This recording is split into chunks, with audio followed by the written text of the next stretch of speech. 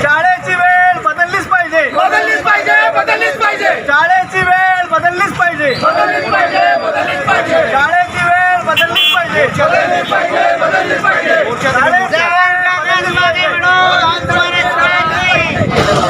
महात्मा गांधीजींचा, महात्मा गांधीजींचा, महात्मा गांधीजींचा.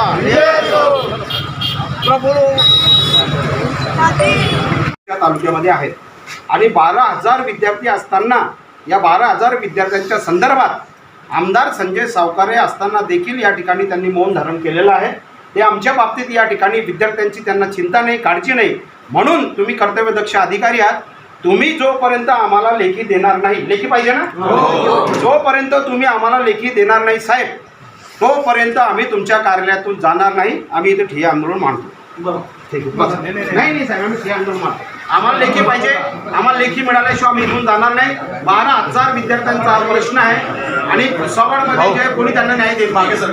त्याच्यामुळे आम्हाला जोपर्यंत सरकार लेखी देणार नाही, तोपर्यंत इथे रात्रीचे 12 तास होत्या की 7 दिवस होत्या, इथून जायचं नाही ना, किती दिवस हो, लेखी मिळत नाही तोपर्यंत आपण इथून जाणार नाही. कारण की या भुसावळ संपूर्ण तालुक्यामध्ये 12,000 विद्यार्थी आहेत आणि 12,000 विद्यार्थ्यांशी जीवनाशी खेळण्याचा प्रकार आहे. सकाळची जर शिफ्ट असली तर सकाळी विद्यार्थी लवकर जर उठला तर त्यांना चांगला ऑक्सिजन मिळतो, शुद्ध वायू मिळतो आणि त्यांचे आरोग्य जे आहे ते सुधारतं आणि ते दीर्घायुष्य होतात आणि मोठमोठे अधिकारी देखील होतात. सकाळची वेळ चांगली असते आणि म्हणून या अन्यायाच्या विरुद्ध आम्ही आक्रोश मोर्चा आणून माननीय गट शिक्षणाधिकारी यांच्या दालनामध्ये आम्ही तिथे ठिय्या आंदोलन केलं आणि ठिय्या आंदोलन केल्यानंतर आम्ही सांगितलं जोपर्यंत आम्हाला लेखी तुम्ही देत नाही तोपर्यंत आम्ही इथून उठणार नाही.